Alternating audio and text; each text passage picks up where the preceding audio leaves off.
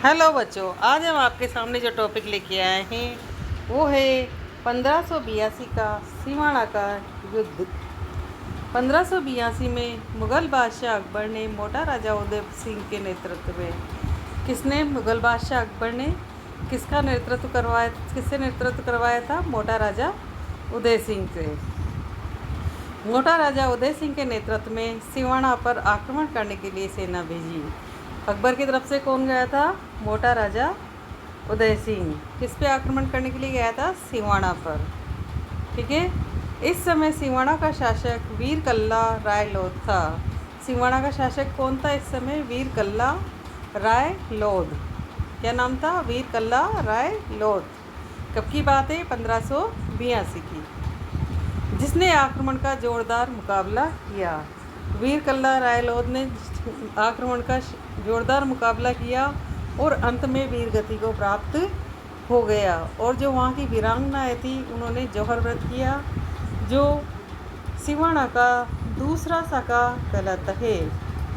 ठीक है ना। वहाँ की जो वीरांगनाएँ थी उन्होंने जौहर धारण किया, जो दूसरा शाखा कहलाता है। कौन था सिवाना का शासक? वीर कल्ला राय लोध। और आक्रमण करने कौन आया था? मोटा राजा उदय सिंह। अकबर की तरफ से आया था मोटा राजा उदय सिंह, और सिवाना का शासक उस समय था वीर कल्ला राय लोध। ठीक है। और इस समय जो जौहर हुआ वो दूसरा जौहर या दूसरा शाखा कहलाता है। इस विजय के बाद अकबर ने सिवाना दुर्ग पर अधिकार कर लिया।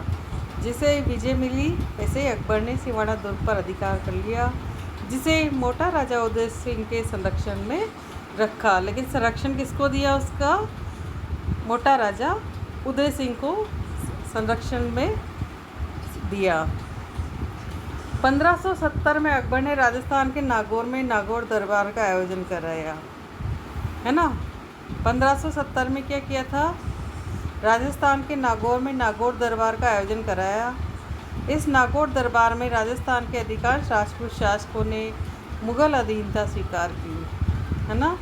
इस नागौर दरबार में क्या था कि राजस्थान के अधिकांश शासक थे राजपूत शासक, जो मुग़ल की तरफ यानी कि अकबर के साथ शामिल हो गए, उसकी अधीनता स्वीकार कर ली और मुग़लों के साथ वैवाहिक संबंध स्थापित किए। ठीक है। नोट: इस नागौर दरबार की सफलता के उपलक्ष्य में मुग़ल बादशाह अकबर ने शुक्र तालाब का निर्माण किया। जब नागौर दरबार सफल हुआ, कई राजस्थान के राजपूत शासकों ने मुग़ल अधीनता स्वीकार की, तो इस उपलक्ष्य में अकबर ने क्या किया? शुक्र तालाब का निर्माण करवाया। अगला नोट है, इस नागौर दरबार मोटा राजा उदय सिंह ने भी मुग़ल अधीनता स्वीकार की थी। इस जो नागौर दरबार लगा था, इसमें मोटा राजा उदय सिंह जो थे उन्होंने भी मुग़ल अधीनता स्वीकार की थी तथा मुग़लों के साथ वैवाहिक संबंध भी इसने बनाए थे। इसने अपनी पुत्री जोधाबाई जगत गुसाई का विवाह सलीम के साथ किया, है ना। इसने क्या किया था? इसकी जो पुत्री थी जोधाबाई नाम से, जिसका नाम जगत गुसाई भी है, का विवाह सलीम के साथ करवाया, जिसके गर्भ से कालांतर में खुर्रम का जन्म हुआ। उससे कौन से बेटे का जन्म हुआ? उसका नाम था खुर्रम। जगत गुसाई के गर्भ से किसका जन्म हुआ? खुर्रम का, जो जहांगीर की मृत्यु के बाद शाहजहाँ के नाम से मुग़ल बादशाह बना। जब जहांगीर की मृत्यु हुई उसके बाद शाहजहाँ के नाम से मुग़ल बादशाह बना। कौन? शाहजहाँ। ठीक है ना।